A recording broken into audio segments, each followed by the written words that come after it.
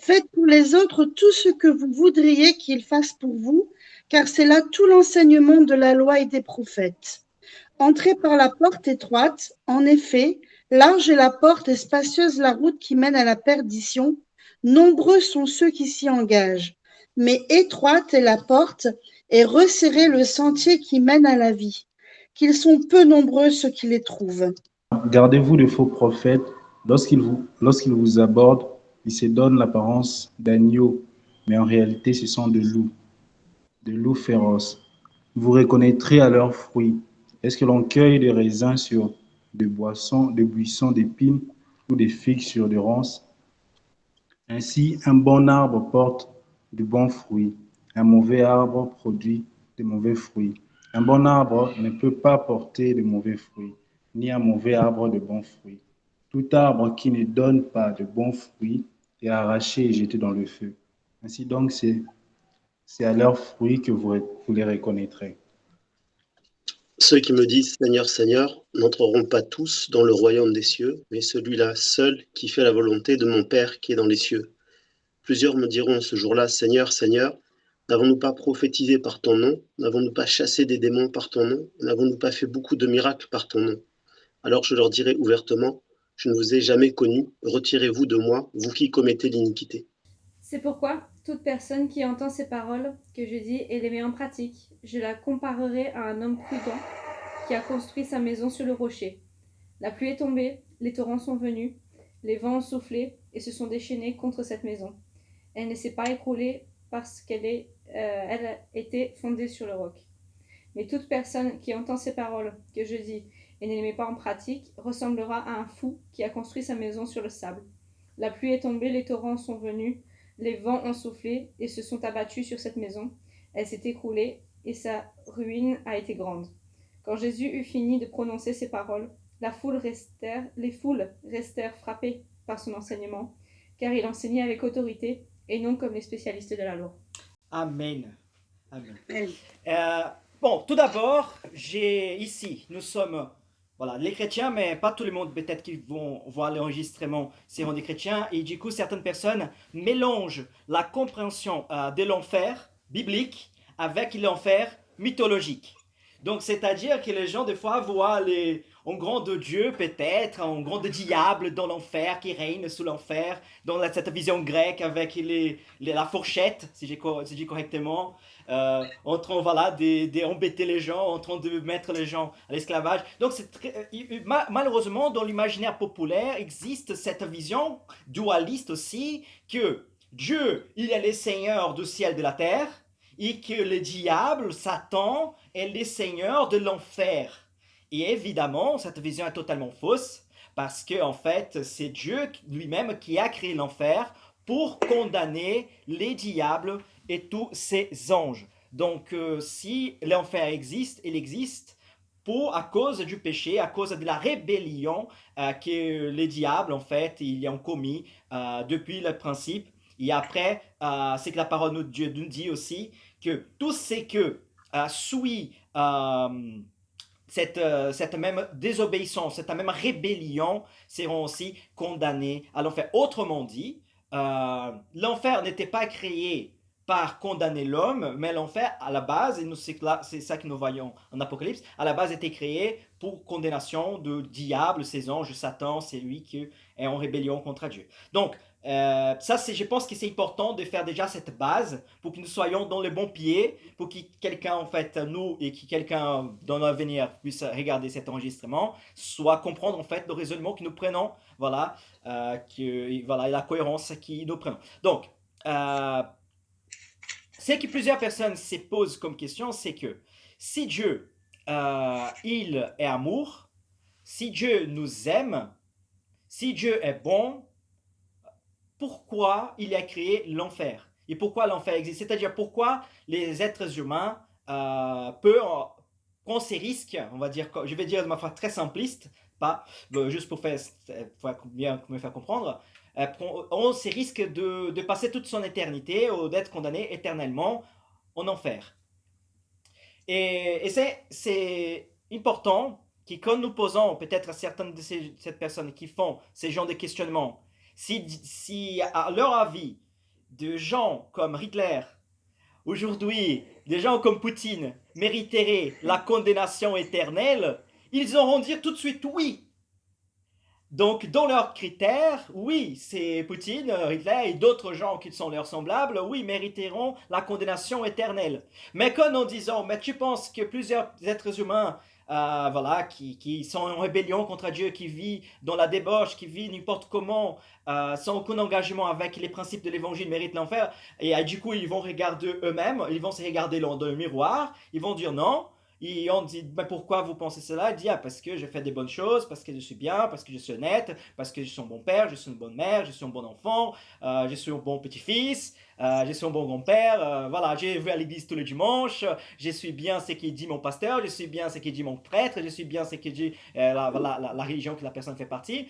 Donc, plusieurs religions au monde, d'ailleurs, est toujours dans cet aspect des compensations. C'est-à-dire, dans le dernier jour, Dieu va faire la balance, donc il va peser les bonnes choses que j'ai fait, la mauvaise chose que j'ai fait. Donc si j'ai fait plus de bonnes choses que de mauvaises choses, donc je serai sauvé. Si j'ai fait plus de mauvaises choses que de bonnes choses, je serai condamné. Et bibliquement parlant, c'est pas du tout ce qui se passe. Et nous connaissons bien les textes, mais je les lirai quand même, en Romains chapitre 3, verset 23. Là, c'est un des versets que j'aime beaucoup dans la Bible. Je pense que c'est un des versets qui exprime bien notre condition devant Dieu. Et du coup, le Romains chapitre 3, verset 23, dit comme ça. « Car tous ont péché et sont privés de la gloire de Dieu. » Donc, ce que nous méritons des bases, tous les êtres humains, des bases, ce que nous méritons, c'est la condamnation éternelle. Donc, c'est pas que nous sommes sauvés, ou qu'à un moment donné, nous avons perdu notre salut, et après, en fait, nous récupérons notre salut avec l'amour de Dieu, la grâce de Dieu. Non, nous sommes des bases en rébellion contre Dieu à cause de notre péché.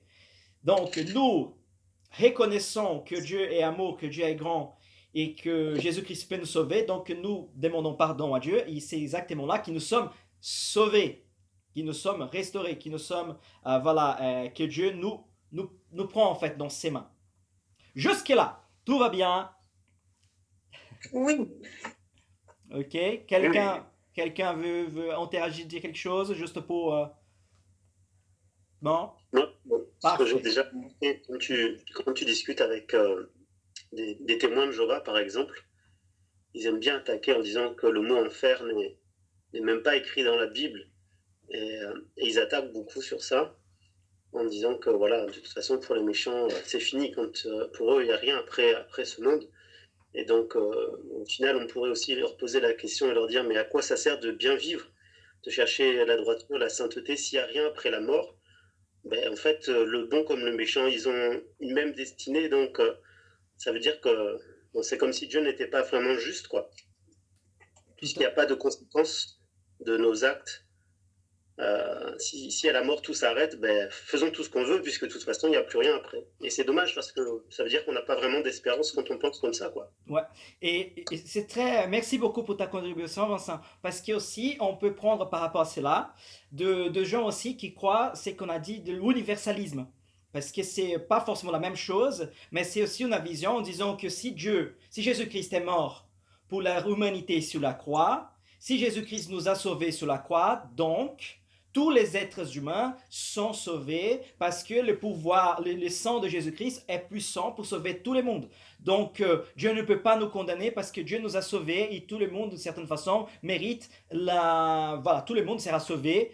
Et la question, c'est que la différence donc qu'ils y font, c'est que certaines personnes auront, on dirait, un privilège plus important et d'autres auront un privilège moins important. Bon, utilisons un langage très humain par rapport à cette manière de penser, ils vont dire comme ça, celui qui était chrétien et qui était bon et qui suivait la parole de Dieu de la meilleure manière possible, au paradis, dans dans nouveau ciel, nouvelle terre, auront un palais, auront une villa, auront une grande maison. Celui qui a fait n'importe quoi va vivre dans un banlieue, va vivre très loin, sera des kilomètres pour aller rendre visite à la grande ville, à la grande cité de Dieu. Voilà, c'est un peu ça en final. Mais évidemment, ce que nous voyons bibliquement parlant, c'est que la Bible dit clairement que Dieu fera justice et que tous les méchants seront condamnés à l'enfer, dont nous faisons partie. Mais je vais parler plus tard en fait par rapport à notre condition devant Dieu, parce que nous sommes sauvés en Christ, nous croyons en Jésus-Christ. Notre condition, elle est différente, même si des bases, nous aussi, nous méritons la condamnation éternelle. Parce que c'est ça les problèmes de certaines personnes qui regardent les chrétiens et disent: ah, vous êtes orgueilleux, vous êtes arrogant, vous êtes voilà, prétentieux parce que vous dites que vous êtes sauvés, vous avez la certitude de votre salut, pourtant vous êtes pécheur comme n'importe quel autre être humain. Mais en fait, l'assurance de notre salut, c'est pas par rapport à nos forces, c'est pas par rapport à nos obéissances, c'est pas par rapport à notre compétence de vivre, d'obéir pleinement la parole de Dieu. Notre assurance dans notre salut, c'est la certitude que Jésus-Christ est mort pour nos péchés, que Jésus-Christ nous a sauvés et que le Saint-Esprit habite en nous et que maintenant nous ne sommes pas une créature en rébellion contre Dieu, mais nous sommes enfants de Dieu et que Dieu a un projet pour nous et un projet pour vivre en communion pleinement avec nous. C'est ça la base de notre assurance et de notre salut. C'est exactement cela qui est dit en Romains chapitre 5, verset 1. Et après, je lirai Romains chapitre 8, verset 1, parce que j'ai trouvé bien une explication de John Piper par rapport à ces deux versets, qui disait en fait que ces deux versets, il y prend dans l'abordage tout ce qui nous sommes, et d'une certaine façon, il parle de la même vérité de deux perspectives différentes. Et donc, je lirai les deux versets aussi. Romains 5, verset 1 dit comme ça: étant donc justifiés par la foi, nous avons la paix avec Dieu par notre Seigneur Jésus-Christ. Donc, c'est-à-dire qu'avant, nous n'avons pas la paix avec Dieu, c'est ce que nous avons vu en Romains 3, 23.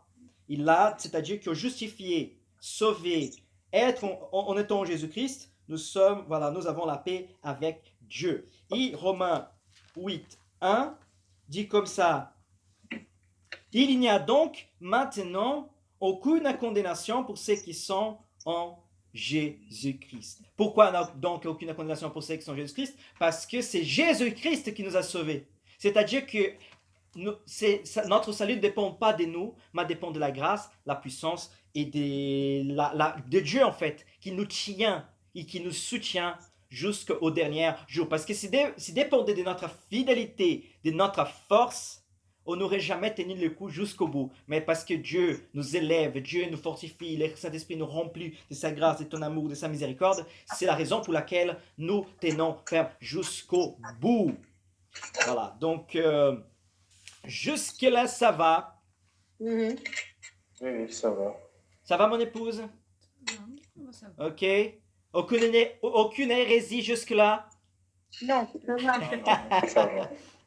Et excusez, frère, Oui. moi, je voulais juste un peu en arrière un peu essayer d'ajouter une part dans le fait que c'est vrai aujourd'hui, les gens, comme tu l'as dit, quand on parle d'Hitler, de ces gens, ils se disent eux méritent l'enfer, mais d'une manière, certaines personnes se considèrent comme bons par rapport à leurs actes, et puis certains même quand ils voient les petits enfants, ils disent ils sont des petits anges, etc., etc.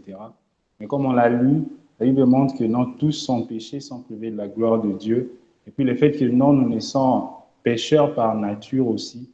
Voilà pourquoi nous péchons. Que devant Dieu, tous les hommes naissent pécheurs. Il y a un passage dans Job, je crois, 4, dans Job 4 où la Bible dit, Job 14 plutôt, Job 14, le verset 4, si je ne me trompe pas.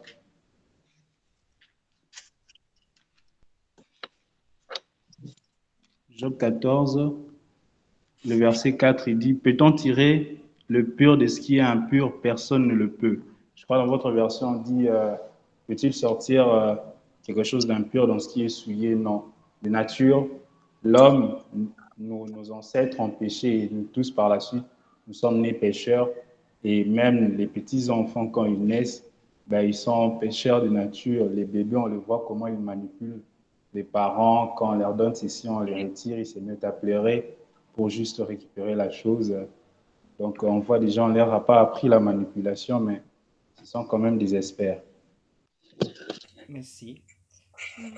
C'est intéressant en fait, parce que je pense qu'il y a des bons parents, et quand je parle des bons parents, je parle de notre perspective humaine, hein. Des bons parents ne vont pas enseigner ses enfants à mentir, ses enfants à voler, ses enfants à faire des mauvaises choses, à être cruels, à faire désobéir, d'être rebelles à leurs propres parents. Normalement, les parents vont enseigner les enfants la vie, en fait, la droiture, être correct, être juste, être bien. C'est-à-dire que les parents vont enseigner normalement des bons principes à ses enfants, et ça c'est naturel. Donc si les parents n'enseignent pas ses enfants à faire de mauvaises choses, d'où ça vient? D'où ça, là, c'est exactement, en fait, je suis en train de dire, un peu ce que notre frère Isaac, il a parlé dans la perspective que la nature péchereuse, elle est là. Et c'est-à-dire que la nature péchereuse, elle va fleurir. C'est pas nuire, c'est ça qu'on peut dire, au fleurir, elle va naître dans notre être. Et voilà, moi, quand j'étais enfant, j'ai fait des choses qui n'étaient pas correctes. Je pense que vous, quand vous étiez enfant, vous avez fait des choses qui n'étaient pas correctes. Voilà. Et donc, nous sommes punis par nos parents, nous sommes corrigés parce que nous avons fait des choses qui n'étaient pas correctes, parce que voilà, nous avons fait. Et c'était pas mon père qui m'a enseigné à faire là, ou mon père dit fais ceci, fais cela. C'était ma propre nature, mon propre égoïsme, ma propre volonté, ma propre ambition, mon propre perception du monde qui était mauvais, qui m'a mené à faire cela. Et exactement ce que dit la parole de Dieu, pour que personne ne soit pas dénonce, nous avons besoin de la grâce de Dieu. Et c'est pour ça aussi que David a dit, j'ai gardé ta parole dans mon cœur pour ne pas pécher contre toi. Parce que c'est la parole de Dieu qui nous instruit et qui nous dit, voilà, ce qu'il faut faire ou ce qu'il ne faut pas faire. Bon, autrement dit, je vais dire une chose, j'ai entendu un exemple de Paul Washer, donc j'ai entendu, j'ai entendu en anglais, j'ai lu le sous-titre en portugais, je vais faire la traduction en français, ça devait aller, hein, j'espère. Mais la comparaison est assez simple, il disait ça, est-ce qu'un poisson, il peut se sentir mouillé? Et en faisant la comparaison par rapport à notre nature péchereuse. C'est-à-dire qu'un poisson, il n'a pas la notion d'être dans l'eau, parce que c'est son environnement. Il vit dans cette condition-là. Et du coup, est-ce que nous pouvons avoir la perception de notre chute? Est-ce que nous pouvons avoir la perception de nos péchés? Et là, c'est très intéressant parce que nous, les chrétiens, à chaque instant que nous approchons de Dieu, à chaque instant que nous nous approchons de la sainteté de Dieu, à chaque instant que nous nous comparons à Jésus-Christ et nous connaissons plus à Jésus-Christ, nous nous voyons plus pécheurs. Nous voyons que nous sommes encore pire que nous pensons. Nous voyons que nous sommes pécheurs et que nous ne sommes pas bons. Et à chaque instant, c'est ça. C'est dans le sens contraire. C'est-à-dire que nous ne voyons comment nous commençons à voir plus nos fautes, nous commençons à voir plus nos faiblesses, nous commençons à voir plus ce qui ne va pas chez nous. Et là c'est-à-dire que nous approchons de Dieu. Et donc, c'est ça les points intéressants. C'est-à-dire que la sainteté de Dieu, la perfection de Dieu, nous montre en fait que nous sommes plus proches désolé pour la comparaison, mais nous sommes plus proches des Hitler et des Poutine, de quelqu'un d'autre méchant qui a vécu dans ce monde et qui possiblement existera, qui nécessairement de Jésus-Christ. Et c'est ça, nous avons besoin de Christ, nous avons besoin de Dieu. Donc, quand la question se pose en disant, si Dieu est amour, pourquoi l'enfer? Un chrétien qui connaît bien l'évangile, qui connaît bien la parole de Dieu, va dire, non, en fait, là, tu poses la mauvaise question. Si Dieu est amour, pourquoi il nous sauve? Pourquoi nous méritons la vie éternelle? Pourquoi Dieu peut avoir miséricorde de nous? Parce que si Dieu est amour, il doit nous condamner. Si Dieu est amour, il doit faire justice et du coup, il doit nous punir. Par exemple, si nous aimons le peuple ukrainien et nous trouvons très injuste ce qui se passe en ces moments, donc on va condamner Poutine. On va dire, Poutine, tu es méchant, tu dois mettre en criminel et tu dois être condamné en prison. C'est-à-dire que notre amour ne va pas nous amener à l'indifférence. Notre amour va nous amener à se positionner. Quand nous voyons l'injustice dans le monde, on va dire, nous aimons, les enfants, donc on ne peut pas en fait voir les gens être méchants avec un enfant. Donc c'est-à-dire que notre amour va nous amener à se positionner. Si quelqu'un voit un enfant, par exemple, s'est fait agresser dans la rue, ou une femme s'est fait agresser par un homme dans la rue, et la personne ne fait rien, elle est indifférente, c'est-à-dire qu'elle n'a pas l'amour en elle-même. C'est-à-dire, je ne veux pas dire que la personne doit peut-être aller tuer l'autre personne, frapper, mais j'ai dit que la personne doit quand même prendre la position et faire quelque chose. Si nous voyons la personne en train de tomber malade dans la rue, ou soit dans le métro, je ne sais pas quoi, et nous disons, ah d'accord, je m'en fiche totalement, c'est-à-dire que nous ne prenons pas notre responsabilité en charge, et du coup, on ne fait rien, c'est-à-dire que nous sommes indifférents, c'est-à-dire que notre amour ne se fait pas présent. Mais si nous aimons, nous allons prendre notre position. Nous allons essayer de faire quelque chose. Même si nous ne sommes pas médecins, même si nous ne sommes pas infirmiers et que notre condition de pouvoir aider ou la personne qui est dans cette condition est très limitée, mais au minimum, peut-être un appel aux urgences, nous allons faire. Au minimum. Ou faire appel à quelqu'un qui est responsable dans le secteur pour prendre en fait les mesures nécessaires. Mais nous ne serons pas indifférents en disant ah, moi je suis en retard, ah, moi je dois faire ceci. Tu vois, en prenant notre vie comme plus important que celle d'autrui qui entend dans la souffrance.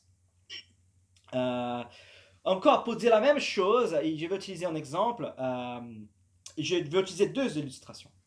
Une qui dit, par exemple, si un ami, par exemple, j'ai un copain, j'ai un pote, voilà, je vais comme ça, et du coup il m'agresse. Tu vois, il m'agresse, je sais pas, il est en colère, tout ça, il m'agresse, je vais lui dire, ah, pourquoi tu as fait cela? Pourquoi tu m'as agressé? Bon, et du coup, c'est rare, voilà. Ça, je pense que ça pourrait rester un peu là. Si mon pote, cet ami à moi, il agresse un étranger, et quand je parle d'étranger, quelqu'un qui ne connaisse pas, dans la rue, peut-être que la personne va l'attaquer, va l'agresser, mais voilà, ça ne va pas rester juste là. Ou peut-être la personne va le dénoncer à la police. S'il agresse un policier, peut-être qu'il va avoir beaucoup plus de problèmes. Et s'il agresse le président de la République française, qui actuellement, au séjour-là, c'est Macron, et qui, d'ailleurs, quelque chose de semblable éventuellement s'est passé vraiment, cette personne est allée en prison. Pourquoi? Parce que c'est pas seulement l'agressé Macron, en tant que personne physique, mais il a agressé les présidents de la République, c'est qu'il représentait. Et là, évidemment, je suis en train de faire un genre de comparaison. J'ai encore une autre illustration semblable à celle-là. Si nous voyons un enfant en train de tuer les fourmis, on va peut-être être très indifférent en disant, bah, les fourmis, je m'en fiche totalement, tu vois, les fourmis c'est des insectes, voilà, il y a plein dans le monde, je m'en fiche. Si on voit un enfant en train un adulte, qui sont en adulte, en train d'agresser un chat, ou d'agresser un chien, ou d'agresser un oiseau, peut-être que là, on sera en colère, on ne sera pas du tout heureux, et on va dire quelque chose, on va se positionner, parce que un chien, un chat, un oiseau vaut beaucoup plus que les fourmis.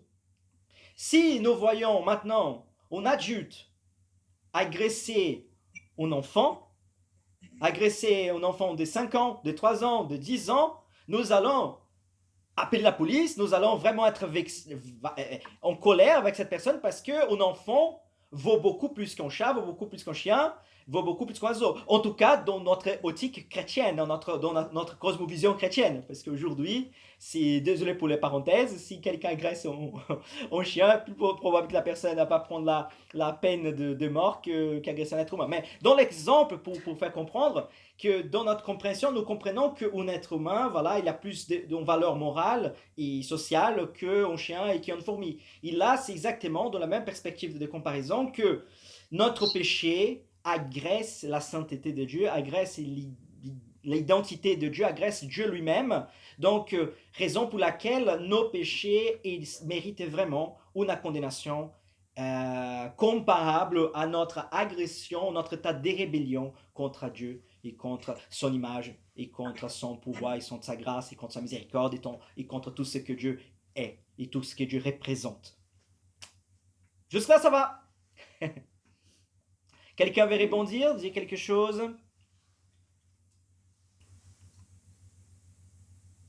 Mon épouse? Ça me fait penser à quelque chose, c'est que j'ai beaucoup entendu que quelque chose que les chrétiens vont considérer comme un péché, que Dieu va considérer comme un péché, beaucoup de personnes non chrétiennes du coup disent bah, c'est pas grave, ça fait du mal à personne. Et en fait, nous on sait que ça fait du mal à Dieu puisque c'est quelque chose qui qui ne lui plaît pas, ne lui convient pas, n'est pas dans son projet pour nous. Et en fait, on voit là, du coup, l'aspect où si on ne connaît pas le Seigneur, on ne réalise pas ce qu'on est en train de faire, en fait. Tout à fait. C'est pour ça que l'ingrédient principal, c'est quand même de marcher. C'est de marcher par l'esprit. Alléluia. Amen. Et Parce que là, ça permet l'esprit de faire taire notre propre nature et de nous dire qu'on est dans l'erreur, d'avoir de telles pensées et qui ne plaisent pas évidemment à notre Seigneur. Donc, ce que tu viens de dire, ça me fait penser à en texte en Galates. ouais, Galates 5. Galates 5, verset 22. C'est pas 16. 5 et 22. Galates 5 et 22. Ouais, si tu veux lire, si tu es avec ta Bible, si tu pourrais lire pour nous, s'il te plaît, les versets 22, les versets 23. C'est moi qui as demandé, Hugo? Les Galates, chapitre 5, verset 22. Mais c'est à moi que tu as demandé. C'est à moi que tu as demandé. Oui, s'il te plaît. Oui, je t'en prie. Alors, mais le fruit de l'esprit, c'est l'amour, la joie, la paix, la patience, l'amabilité, la bonté, la fidélité, la douceur, la maîtrise de soi. Oups, la maîtrise de soi. La loi ne condamne certes pas de telles choses. Que la maîtrise de soi, dans bien des situations, quand on nous agresse, nous, en tant qu'enfants de Dieu, il y a des moments où on en a un peu marre d'entendre toujours les mêmes choses. Et puis, c'est vrai qu'il faut avoir justement l'esprit pour que ça puisse calmer nos ardeurs et notamment notre langage qui parfois peut être incompris des personnes que nous avons en face de nous. Parce que c'est vrai qu'on doit prendre position, mais toujours dans l'amour, le respect de l'autre, etc. Et c'est vrai que moi, à un moment, la maîtrise de soi, j'avais cette... bon, tu me connais, Hugo, hein, j'ai cette... C'est normal, hein, chaque personne a ça. caractère qui est comme ça, hein, donc voilà, donc ça me fait réfléchir tout de même, hein, par rapport à ce que tu es en train de partager. Ouais, la maîtrise de soi, et là c'est intéressant parce que la maîtrise de soi, ça montre ici en fruit de l'esprit. C'est-à-dire que, bon chrétien, nous ne comprenons pas que la maîtrise de soi, c'est juste la discipline que nous avons de nous-mêmes. C'est vraiment en fruit de l'esprit, c'est-à-dire que Dieu est en train de travailler en nous, Dieu est en train de nous transformer afin que nous ayons à chaque instant, chaque jour, la maîtrise de soi, en fait. Et les versets 24 qui dit comme ça, ceux qui sont à Jésus-Christ ont crucifié la chair avec ses passions et ses désirs. Si nous vivons par l'esprit, marchons aussi selon l'esprit. Donc, on voit ici clairement que si les biens que nous avons, les bonnes choses que nous arrivons à accomplir, ce n'est pas nécessairement une compétence, une connaissance seulement des Écritures, parce que quelqu'un dit « Ah, je connais beaucoup des Écritures », donc il va obéir pleinement. Donc, si cela était vrai, les pharisiens ne seront pas les grands oppositeurs de Jésus-Christ.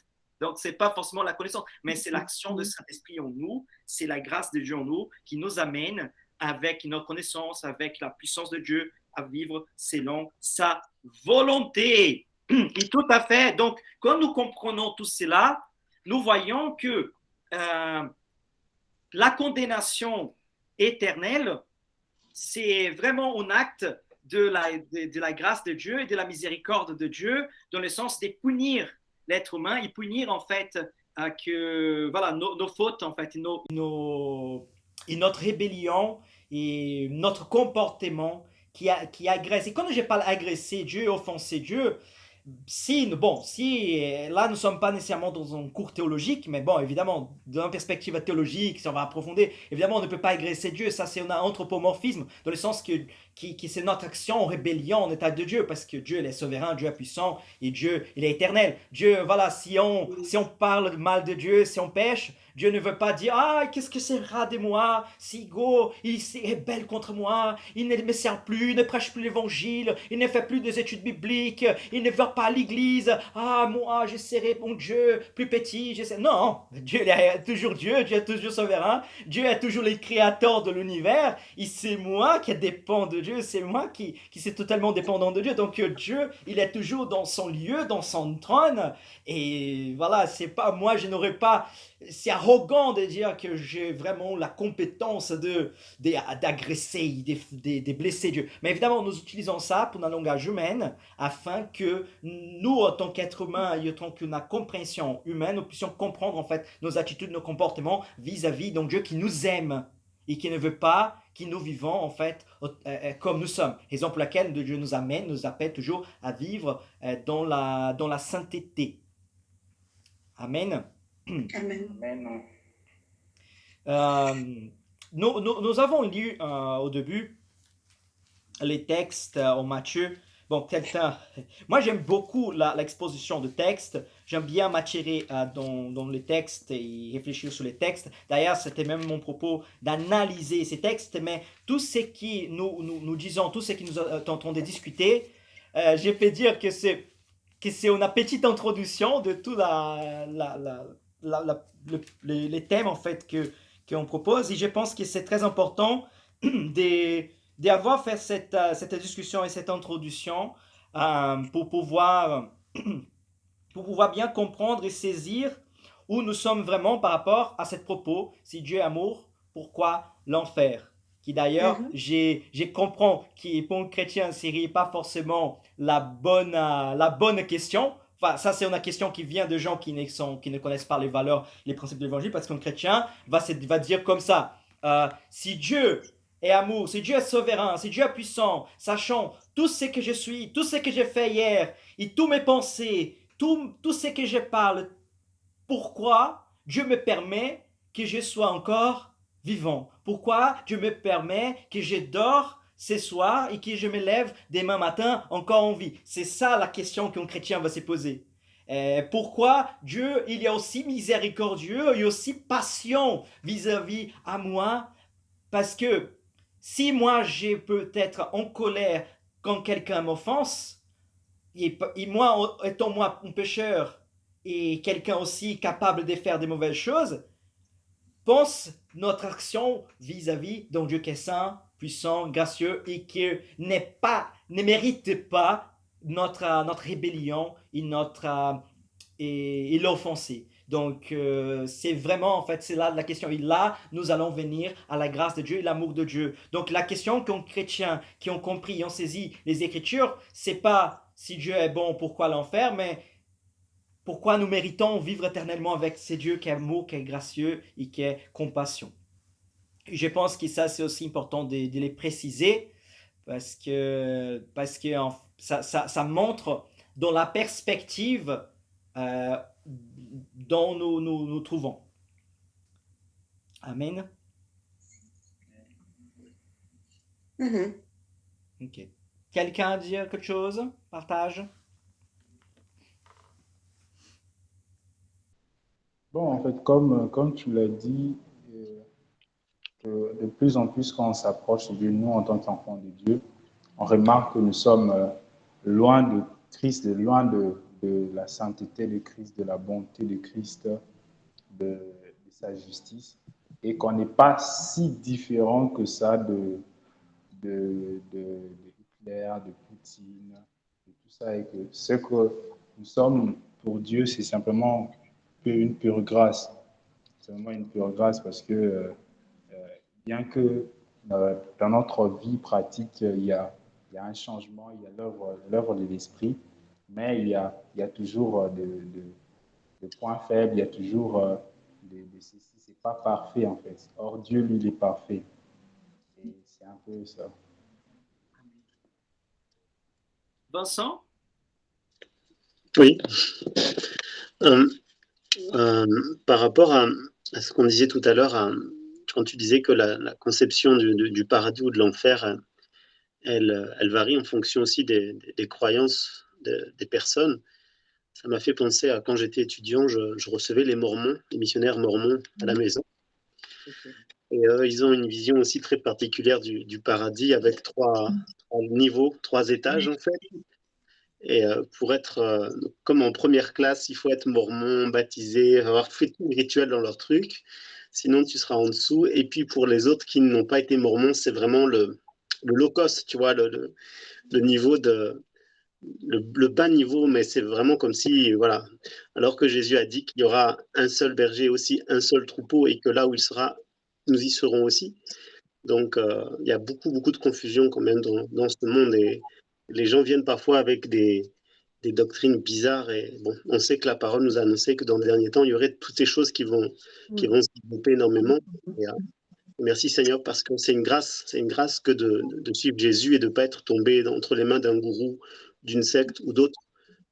Tellement de personnes autour de nous sont égarées, et le Seigneur nous fait la grâce de le suivre lui et pas un homme, quoi. Et, Alléluia. je dis merci Seigneur parce qu'on ne mérite rien. C'est ta grâce qui fait qu'il nous a trouvés sur le chemin de la perdition et il nous a pris par la main pour nous amener vers la vraie destination qu'il a préparée pour nous, quoi. Alléluia, gloire à Dieu. Merci beaucoup Vincent pour ta contribution. Quand nous allons, par exemple, les textes que nous avons lus, il parle sur les 2 chemins. Il commence en parlant de 2 chemins. Et c'est intéressant parce qu'il y a un chemin large, un grand chemin, qui amène à la perdition. En Matthieu 7, verset 12, verset 13, la porte, le chemin. Et verset 14, par exemple, mais étroite est la porte et resserré les chemins qui mènent à la vie. Et il y en a peu qui les trouvent.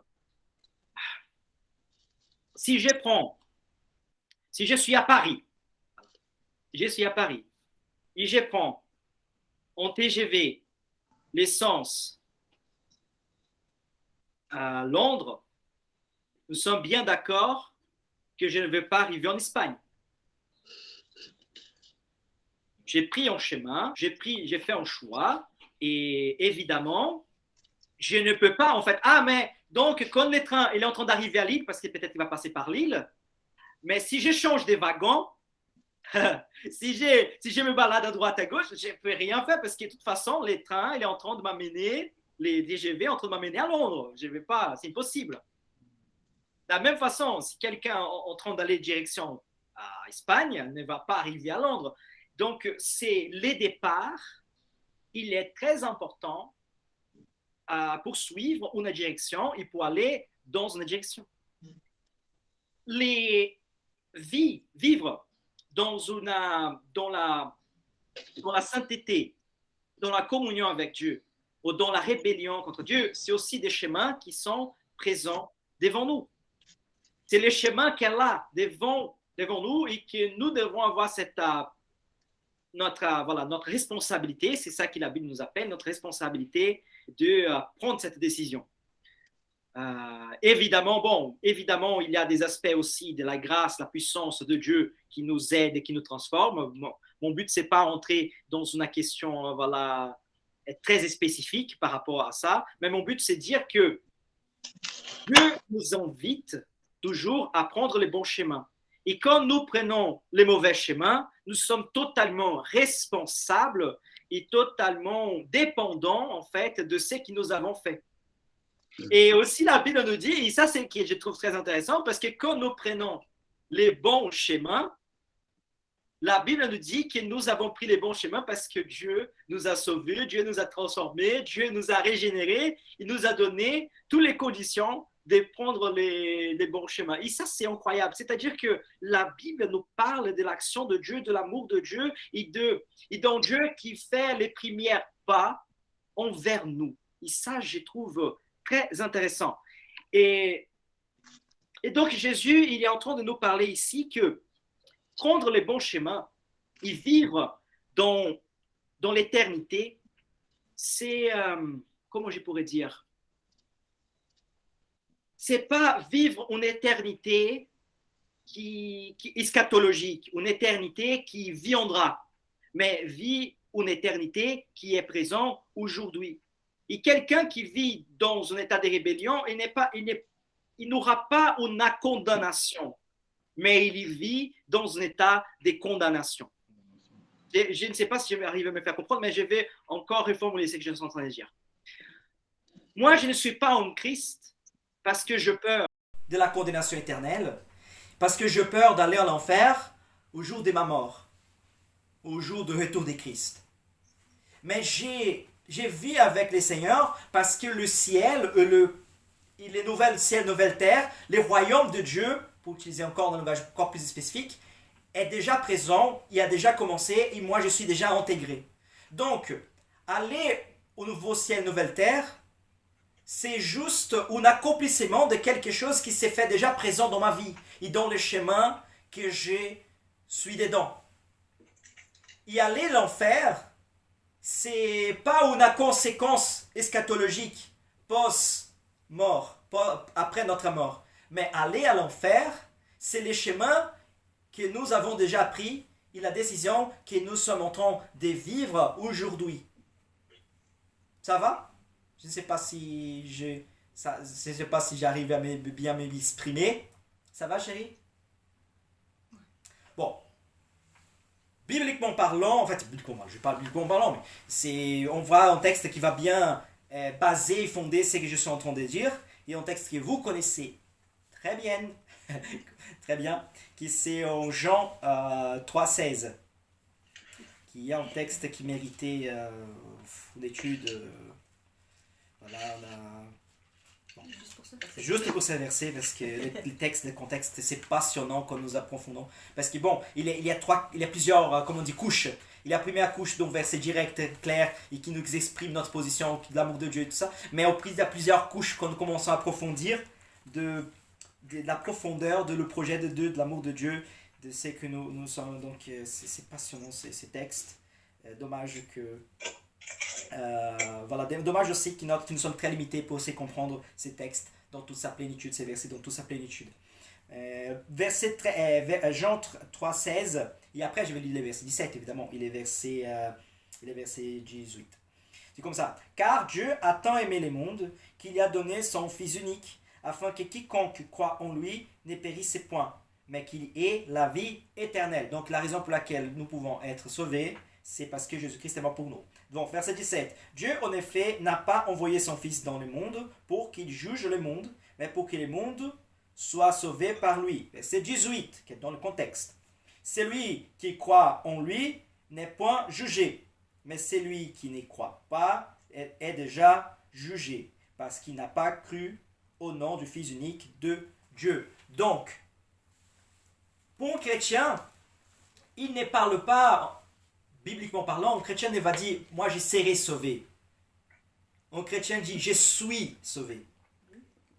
Et quelqu'un qui dit non à Dieu, il ne sera pas condamné.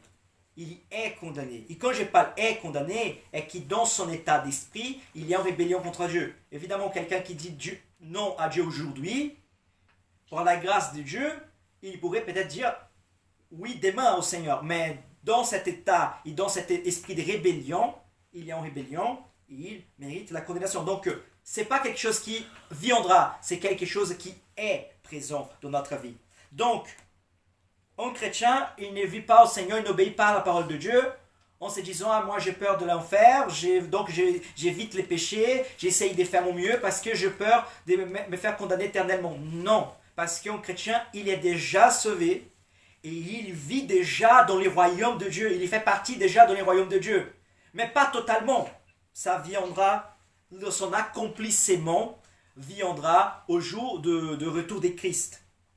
Mais en quelqu'un qui vit en rébellion contre Dieu, il est déjà condamné. Il ne sera pas condamné, il est déjà condamné.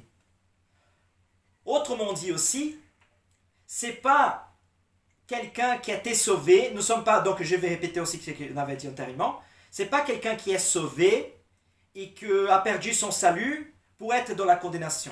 Non, nous tous sommes dans un état de condamnation et nous croyons en Jésus-Christ et grâce au sacrifice de Christ, grâce à la puissance de Dieu qui nous prend et qui nous restaure, qui nous régénère et qui nous transforme, il nous prend, il nous élève de cet état de condamnation pour un état de vie éternelle. Donc l'éternité commence en nous. Donc, là je vais dire quelque chose et je vais faire une petite pause déjà, pause rhétorique. Donc, si nous sommes chrétiens, si nous sommes nés de nouveau, si nous sommes enfants de Dieu, pour avoir aucun doute, c'est ce que je suis en train de dire, on ne cherche plus notre propre salut, mais on cherche maintenant le salut du monde. Parce que nous sommes déjà en Christ, nous sommes déjà sauvés, notre problème est résolu. Nous avons la paix avec Dieu. Maintenant, nous sommes émissaires de Christ afin de proclamer son évangile, afin d'annoncer des bonnes nouvelles à un monde qui est dans la chute, en disant, maintenant, je vous annonce l'évangile. C'est-à-dire qu'un chrétien, en termes aussi qui va s'exprimer, un chrétien, il cherche, et ça c'est bizarre ce que je vais dire, mais dans le contexte peut-être j'espère que j'arrive bien à m'exprimer, un chrétien il va chercher plutôt sa perdition qui son salut. Il va chercher plutôt aller dans les profondeurs de l'enfer, qui vivent à côté du trône de Dieu avec les anges. C'est-à-dire qu'un chrétien, il va aller où là sont les pécheurs, où les gens sont en train de vivre en rébellion contre Dieu pour annoncer la lumière du monde. Moi ici, malheureusement vous ne pouvez pas voir, mais ici il y a plusieurs lumières ici. Il y a la lumière derrière l'écran, il y a la lumière de toi, il y a la lumière qui est de la fenêtre, qui vient en fait du soleil. Bon, je ne vais pas faire un jugement de valeur quelle est la meilleure lumière, mais c'est que je vais te dire que ce sont tous des lumières, tous en train d'allumer cette pièce. Quand nous sommes dans l'église, pensons la même chose, nous sommes la lumière. Donc nous tous sommes la lumière, donc est plein de lumière, tout le monde est lumière, donc tout le monde est en train d'allumer la pièce. Donc peut-être que la distinction d'une lumière vers une autre, ça ne se fait pas trop. Mais quand nous sommes dans les ténèbres et on allume une lampe, nous voyons clairement cette lampe être en distinction par rapport à tous les ténèbres qui l'entourent. Et ce n'est pas les ténèbres qui va faire la obscurité, qui va prendre au-dessus de la lumière, mais c'est la lumière qui prendra au-dessus de la ténèbre. Donc nous, en tant qu'enfants de Dieu, en tant qu'émissaires de Dieu, quand nous allons vers l'enfer, dans les ténèbres, pour annoncer et proclamer l'évangile, quand nous avançons, les ténèbres vont reculer. La Bible nous dit par exemple que les portes de l'enfer ne vont pas résister à l'église, voilà, la proclamation de l'évangile. Autrement dit que l'évangile est en train d'avancer, l'évangile est en train d'avenir, et avoir cette expansion vers le monde, les ténèbres sont en train de reculer. Les ténèbres sont en train de faire marche arrière. Parce que quand le royaume de Dieu avance, les ténèbres, de manière obligée, reculent.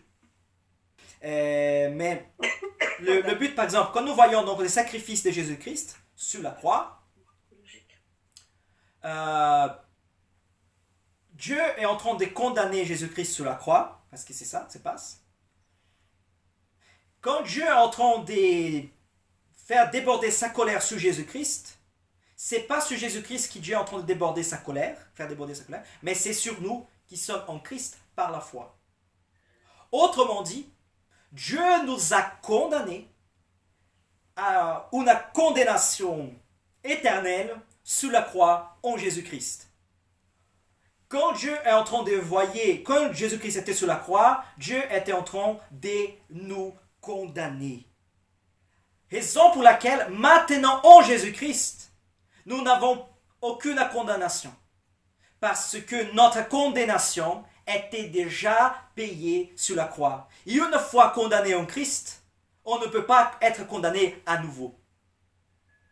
Apocalypse 20, à partir du verset 11, normalement, qui dit « Puis je vis un grand trône blanc, et c'est lui qui était assis dessus. La terre et les ciels s'enfuiraient devant sa face, et il ne fut plus trouvé de place pour eux. Et je vis les morts, les grands et les petits, qui s'est tenait devant le trône. Des livres, et là que je vais venir, des livres furent ouverts. Et un autre livre fut ouvert, celui qui est le livre de la vie. Et les morts furent jugés selon leurs œuvres, après ce qui était écrit dans ces livres. La mer rendit les morts qui étaient en elle. La mort et le séjour de mort rendit les morts qui étaient en eux. Et chacun fut jugé selon ses œuvres. Puis la mort et les séjours de mort furent jetés dans les temps de feu. C'est la seconde mort, les temps de feu. Quiconque ne fut pas trouvé écrit dans les livres des vies fut jeté dans les temps de feu. Autrement dit, notre nom est dans le livre de la vie parce que cette condamnation nous avons subie en Jésus-Christ. Et tous ceux qui ne sont pas en Jésus-Christ doivent s'affronter eux-mêmes devant Dieu. Devront se présenter devant Dieu eux-mêmes et payer par ses propres péchés, par ses propres fautes. Et comme nous sommes tous pécheurs, et comme nous sommes tous en état de rébellion contre Dieu, il est impossible d'être sauvé sans Jésus-Christ. Raison pour laquelle nous croyons clairement que sans Jésus-Christ, il est impossible que quelqu'un soit sauvé, parce que si nous sommes sauvés, c'est parce que Jésus-Christ a payé notre dette. Amen. Alléluia. Alléluia. Amen. Donc nous allons passer là. Je vais vous dire désolé parce que je pensais que j'aurais pu approfondir plus sur les textes que nous avons lus des bases. On va échanger. Mais voilà, donc on peut faire peut-être une petite continuation la fois prochaine si vous êtes d'accord. Vous voulez dire quelque chose, répondre sur quelque chose avant que nous passions à la prière finale et nous conclusions ces moments, cet échange très agréable que Dieu nous a permis. Et oui. Pardon, excuse-moi, Oui, Hugo. J'ai trouvé ça très intéressant quand tu as dit celui qui ne croit pas, on dit souvent celui qui ne croit pas sera condamné. Et en fait, c'est vrai que c'est un abus de langage et on doit dire est condamné. S'il n'a pas Christ en lui, il est condamné. Et on dit toujours, oui, bah, c'est pas grave, ok, tu ne veux pas changer d'attitude, bah, tu seras condamné. Non, mais c'est que tu es condamné. Actuellement, ton état. Ta situation de péché fait que tu es condamné. Et c'est vrai qu'on a toujours tendance à dire tu seras condamné. Et pour moi, c'est important, je l'ai bien noté. Merci. Comme ça, je ne dirai plus sera condamné. J'ai l'impression aussi que de le mettre au futur, ça donne une sorte de. Comment dire ouais, ça allège un petit peu, c'est ça. C'est ça fait moins peur. Coucou. Si je entends votre femme et je ne vois pas de femme, c'est bizarre. Non, et c'est ça. En fait, c'est tellement profond, je trouve tellement profond ce que tu viens de dire, Isabelle, cette contribution par rapport aussi à cette analyse de ces versets. Parce que plusieurs couches par rapport à ça, cet état de condamnation. Parce qu'on a condamnation en plusieurs aspects. On a condamnation du mode de vie, on a condamnation d'un état d'esprit, et on a condamnation eschatologique. C'est bon, ça me brûle le cœur quand je parle de la parole de Dieu et quand je vois mais bon, Vincent, c'est à toi la parole si tu veux dire quelque chose, ou sinon, juste ton amen. C'était bien riche. Donc, pas grand-chose à ajouter pour cette fois-ci. Merci. Mon frère Isaac. Bon, en tout cas, c'est vraiment merveilleux. Et j'aimerais un peu revenir sur ce que tu as dit, dans le même sens que la sœur Isabelle, que nous sommes déjà sauvés. Et comme on l'a lu dans Matthieu 7, au début 12, il dit large que les chemins spacieux, les chemins qui mènent à la perdition, beaucoup y entrent. On voit que beaucoup de gens se confient en leurs œuvres. Et bien au départ, on a vu que nous tous sommes pécheurs. Donc, nous tous sont péchés, sont privés de la gloire de Dieu. On l'avait lu. Et que ces chemins-là d'essayer de se justifier devant Dieu par nos œuvres, c'est condamné. Parce que la Bible dit, je crois dans Galates, tous ceux qui sont sous la loi sont sous la malédiction, en fait. Tout à fait. Non, tous ceux qui sont sous la loi sont sous la malédiction. Et nous ne comptons plus sur nous, sur ce que nous faisons, nous avons choisi en fait ce chemin qui est étroit, difficile même, de reconnaître notre état d'abord de pécheur et puis de placer notre confiance en l'œuvre de Christ. Alléluia, alléluia. Merci beaucoup. Merci, merci mes frères et sœurs. Donc nous allons passer un moment de prière.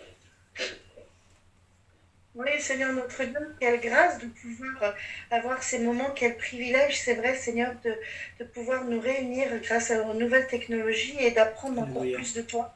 C'est vrai que nous avons besoin, Seigneur, d'être animés par ton esprit, d'être dans la connaissance aussi de ta parole, afin de ne pas être des personnes qui interprètent ou interprètent mal surtout ce que tu veux nous dire et surtout ce que tu veux laisser dans chacun de nos cœurs. On veut te remercier, Seigneur Jésus, pour Hugo, que tu puisses le bénir Amen, pour Seigneur. ce qu'il fait, parce que tu l'utilises. Et nous voulons te dire merci aussi pour chacun des frères qui a pu se connecter, pour Vincent, Alléluia. pour Isaac, pour moi-même aussi, et pour Pascal, bien sûr, et puis sans oublier Rebecca. Nous te disons merci, Seigneur. Amen. Amen. Alléluia. Merci éternel pour ce temps de partage, Seigneur, pour ta parole qui vraiment, Seigneur, nourrit nos âmes, Seigneur.